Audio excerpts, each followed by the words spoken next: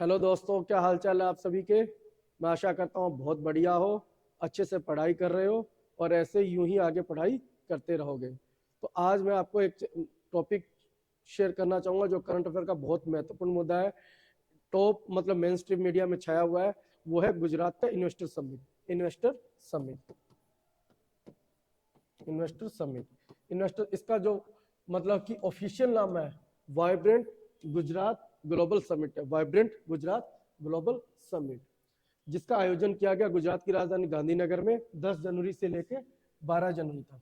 10 से 12 जनवरी 2000 10 जनवरी से 12 जनवरी तक गुजरात के गांधीनगर में वाइब्रेंट समिट का आयोजन किया गया। व्यवहारिक भाषा में कहूँ तो एक प्रोग्राम था या एक ऐसी मीटिंग थी। इसके अंदर विश्व के टॉप लीडर आए हुए थे कुछ देशों के, ठीक है। कुछ बड़े उद्योगपति आए हुए थे इंडिया के और बाहर के, और उनका भाव था कि गुजरात के अंदर ज्यादा से ज्यादा निवेश हो। गुजरात का निवेश के साथ साथ पूरे भारत का निवेश पे फोकस करने की बात थी, ताकि हम जल्द ही, मोदी जी ने कहा है कि विश्व की तीसरी सबसे बड़ी इकोनॉमी बनने वाले हैं। वर्तमान में हम 5वें नंबर पे सबसे बड़ी इकोनॉमी है। सबसे पहले है अमेरिका, उसके बाद है चीन, फिर है जर्मनी, फिर है जापान, फिर है भारत। तो हम चाह रहे हैं कि हम, सॉरी, तीसरे पे जापान है, चौथे पे जर्मनी, हम 5वें पे हैं। हम चाह रहे हैं कि अभी आगे आके मोदी जी का यह मानना है कि हम जर्मनी और जापान को छोड़ देंगे, पहले पे अमेरिका, दूसरे पे चाइना, तीसरे पे हम पहुंच जाएंगे। तो इसलिए तीसरे नंबर की इकोनॉमी बनने वाली है, तो उसके लिए इन्वेस्टमेंट की बहुत ज्यादा सख्त जरूरत है। इसलिए इस मतलब समिट का आयोजन किया गया। और जो सबसे खास बात यह कि इस समिट का जो चीफ गेस्ट थे वो थे यूएई के राष्ट्रपति, संयुक्त अरब अमीरात के राष्ट्रपति थे, ठीक है। मोदी जी ने उनके साथ रोड शो भी किया था। और फिर इसके अलावा मैं कुछ आपको महत्वपूर्ण ये बता देता हूँ कि जो ये समिट हुआ था, इस समिट में कौन कौन से ऐसे एरियाज थे जिसपे पूरे समिट के अंदर जिन चीजों पे सबसे ज्यादा मुद्दा उठाया गया। इसके अंदर एक मुद्दा ये था कि जो भारत का पूर्वोत्तर क्षेत्र है, भारत का नॉर्थ ईस्ट रीजन है, उसके अंदर इंफ्रास्ट्रक्चर डेवलपमेंट की बात की। नॉर्थ ईस्ट का तो जैसे असम है, ठीक है, मेघालय है, नागालैंड है, मणिपुर है, अरुणाचल प्रदेश है, त्रिपुरा है, सिक्किम है। इसको मतलब कि भारत का गेटवे ऑफ इंडिया माना जाता है। यहाँ पे इंफ्रास्ट्रक्चर डेवलपमेंट की बात है, क्योंकि ये सामरिक महत्व से बहुत ज्यादा इंपॉर्टेंट है। क्योंकि आपको पता है यहाँ की चाइना से इसकी बाउंड्री लगती है, बर्मा से लगती है, नीचे बांग्लादेश से लगती है। तो यहाँ पे इंफ्रास्ट्रक्चर डेवलपमेंट की बात थी, इसका एक मुद्दा रहा। दूसरा, यहाँ पे औद्योगिक क्रांति 4.0। औद्योगिक क्रांति 4.0 का मतलब जो इंडस्ट्रियल जो रिवोल्यूशन है, जो सबसे पहले औद्योगिक क्रांति आई 18वीं सदी में, वो धीरे धीरे जैसे जैसे उसके अंदर एडवांसमेंट होता गया तो उसका नाम चेंज हो गया। जैसे औद्योगिक क्रांति 1, औद्योगिक क्रांति 2, 3, 4। वर्तमान की जो औद्योगिक क्रांति है उसको 4 नंबर की औद्योगिक क्रांति बोला जाता है। 4 नंबर की औद्योगिक क्रांति का मतलब है ऐसी औद्योगिक क्रांति जिसके अंदर आर्टिफिशियल इंटेलिजेंसी का प्रयोग किया जाएगा, ब्लॉकचेन टेक्नोलॉजी का, साइबर टेक्नोलॉजी का, डेटा एनालिसिस, मशीन लर्निंग है, रोबोटिक्स है, ड्रोन्स है आदि। इन जो एडवांस टेक्नोलॉजी है उसकी मदद से जो इकोनॉमी ग्रो करेगी, इसको बोला जाता है औद्योगिक क्रांति 4.0। एक इसके अंदर जो था वो था हरित विकास। ग्रीन डेवलपमेंट का सीधा मतलब ऐसा इकोनॉमिक ग्रोथ हो जिसके अंदर इकोनॉमी भी ग्रो करे प्लस पर्यावरण का संरक्षण भी हो, इन्वायरमेंट प्रोटेक्शन, ऐसे डेवलपमेंट को बोला जाता है हरित विकास। इन 3 मुद्दों पे इस समिट में ज्यादा चर्चा हुई। और दूसरा महत्वपूर्ण बात यह कि जो ये समिट हुआ था गुजरात में, इसको जो सबसे पहले जो ये समिट हुआ था गुजरात में वो 2003 में हुआ था। संयोग ऐसा है कि जब 2003 के अंदर जो समिट हुआ था उस समय गुजरात के मुख्यमंत्री भी वही थे जो आज देश के प्रधानमंत्री है, वो है श्रीमान नरेंद्र मोदी जी, ठीक है। और अंत में मैं आपको एक पॉइंट ये बताना चाहूंगा कि जब ये ग्लोबल समिट था, ग्लोबल समिट में तो कोई भी देश का विश्व का मोदी जी किसी भी लीडर को यहाँ पे बुला सकते थे।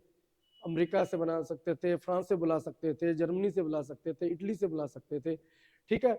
मोदी जी ने यूएई को ही यहाँ पे चीफ गेस्ट क्यों बनाया, मुख्य अतिथि क्यों बनाया? तो इसके पीछे ये नहीं कि मोदी जी की पर्सनली वहां पे दोस्ती है, मोदी जी के साथ वो चाय बेचते थे दोनों लोग, मोदी जी ने उसको बुला लिया, ऐसा बिल्कुल भी नहीं है। वो हमारा यूएई को इसलिए हमें राष्ट्रपति बुलाया क्योंकि यूएई इस समय हमारा बहुत ही एक अच्छा देश, अच्छा मित्र है। अच्छा मित्र होने की क्या निशानी है, कुछ उसके पीछे फैक्ट है जिससे हम कह सकते हैं कि यूएई हमारा इस समय बहुत अच्छा मित्र है। इसके अंदर मैं 3 फैक्ट से आपको, वैसे तो बहुत फैक्ट है बताने के लिए, आपको मेनली मैं 3 फैक्ट बताऊंगा, इससे पता चल जाएगा कि यूएई यूएई हमारा कितना अच्छा मित्र। इन 3 फैक्टरों का आप यूपीएससी मेंस के GS2 GS3 में भी के लिए भी, ये इकोनॉमी वाले खंड के लिए और IR खंड के लिए महत्वपूर्ण है, और स्टेट पीसीएस के लिए। सबसे पहले इसके अंदर हमने एक एग्रीमेंट किया, कॉम्प्रिहेंसिव इकोनॉमिक पार्टनरशिप एग्रीमेंट। इसका सीधा सा भाव है, जब भारत किसी भी देश के साथ कॉम्प्रिहेंसिव इकोनॉमिक पार्टनरशिप एग्रीमेंट करता है, अन्य पहले भी बहुत देशों के साथ हुआ है, इसका मतलब कि भारत का उसके साथ जो व्यापार है और उसकी तरफ से भारत के साथ व्यापार है, मतलब भारत का यूएई के साथ, यूएई का भारत के साथ, दोनों तरफ से व्यापार ज्यादा से ज्यादा बढ़ाने, ज्यादा से ज्यादा इन्वेस्टमेंट करने पे यहाँ पे बल दिया जाता है। इसके अंदर दोनों की तरफ से कोई भी बैरियर नहीं लगाया जाता, या मिनिमम बैरियर लगाए जाते हैं, या दोनों के जो भी डील्स होती है उसको बहुत ही फैसिलिटेट किया जाता है। नंबर एक बात तो ये है। इसी में आपने सुना होगा, जैसे IPL वगैरह होते हैं, जो क्रिकेट के मैच होते हैं, वो ज्यादा हम इंडिया में नहीं कराते तो कहाँ पे कराते हैं? दुबई में कराते हैं। ये नहीं कि दुबई बहुत अच्छा इसलिए कराते हैं, बल्कि इसलिए कराते हैं यूएई हमारा मित्र देश है, अच्छी जगह तो और भी बहुत हो सकती है। दूसरा है, यहाँ पे सामरिक रूप से भी ये बहुत महत्वपूर्ण है। सामरिक के इसलिए यहाँ पे मिडिल ईस्ट क्वाड बना है, जिसको मिडिल ईस्ट क्वाड, क्वाड का मतलब है 4 देशों का ग्रुप। जैसे उसके अंदर एक तो इंडिया है, ठीक है, एक यूएई है, एक यूएसए है, और एक इजराइल है। इन 4 देशों ने मिलकर मिडिल ईस्ट क्वाड बनाया है।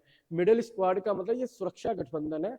यदि भारत पे कोई भी मतलब सुरक्षा को लेकर कोई चिंता होती है तो मिडिल ईस्ट यूएई हमारा वहां पे सहयोग करेगा।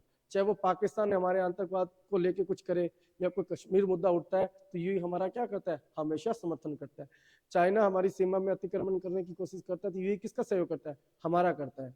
दूसरा, जैसे अब अंतर्राष्ट्रीय जो मुद्दे हैं, जैसे कि रूस यूक्रेन है, या फिर मैं आपको कहूं कि इजराइल फिलिस्तीन है, ऐसे मुद्दों पे भी जो भारत की जो राय है उसी में ही यूएई की भी वही सेम राय है। इसलिए हर क्षेत्र में हमारे साथ ये महत्वपूर्ण है। एक अंतिम ये फैक्ट इंपॉर्टेंट है, अब हाल ही में कुछ समय पहले COP28 हुआ, कन्वेंशन ऑफ पार्टीज, जो पर्यावरण का एक प्रोटोकॉल होता है। जैसे सबसे पहले 1992 में रियो डी जेनेरो हुआ था, उसके बाद मतलब क्योटो प्रोटोकॉल हुआ, पेरिस एग्रीमेंट, और जो लेटेस्ट का जो मतलब कोप हुआ, मतलब सम्मेलन हुआ, जिसको COP बोलते हैं, कॉन्फ्रेंस ऑफ पार्टीज, 28 नंबर था, वो दुबई में हुआ था। दुबई मतलब यूएई, जहाँ पे मोदी जी गए भी थे। तो वहां पे भी जब मोदी जी ने पर्यावरण की बात की थी तो यूएई ने हमारा सहयोग किया था, यूएई ने भी पर्यावरण बचाने की बात की थी। अब आपको लगा होगा कि यार यूएई तो क्या है, मिडिल ईस्ट का देश है, वो तो तेल पे डिपेंड है, तेल का मतलब पेट्रोल डीजल, मतलब वो तो जीवाश्म ईंधन खर्च करेगा, वहां तो क्या होगा, कार्बन का उत्सर्जन होगा। साथ में वो मोदी जी को कह रहा है कि यार हम तो पर्यावरण को सुरक्षित करेंगे। ऐसा बिल्कुल भी नहीं है। यूएई इस समय अपनी जीडीपी में जो सबसे ज्यादा उसका योगदान है वो सर्विस सेक्टर से है, सर्विस सेक्टर से। इसलिए पता होना चाहिए, पर्यावरण पे भी हमारे साथ यूएई का सेम चीज है। तो इसलिए पर्यावरण का मुद्दा हो, या डिफेंस का मुद्दा हो, या इकोनॉमी का मुद्दा हो, या टेक्नोलॉजी के अलग अलग आयाम हो, जैसे कि इंडस्ट्रियल रिवोल्यूशन 4.0 है, वहां पे भी हमारे साथ खड़ा है। साइबर सुरक्षा है, वहां पे भी यदि हमें मान लो कोई इंटेलिजेंस का कोई सूचना लेनी है, आतंकवाद से रिलेटेड, मनी लॉन्ड्रिंग से रिलेटेड, डिजास्टर मैनेजमेंट के लिए, वो वहां पे भी ये हमारे साथ हमेशा खड़ा रहता है। कुल मिला के भाव यही है कि यूएई हमारा बहुत अच्छा मित्र देश है इस समय। इसलिए हमने यूएई को गुजरात के अंदर बुलाया इन्वेस्टर समिट में, ग्लोबल समिट में, और यूएई ने भी इसको बहुत हमारे सराहना की और उन्होंने निवेश का आश्वासन भी किया। Bye bye.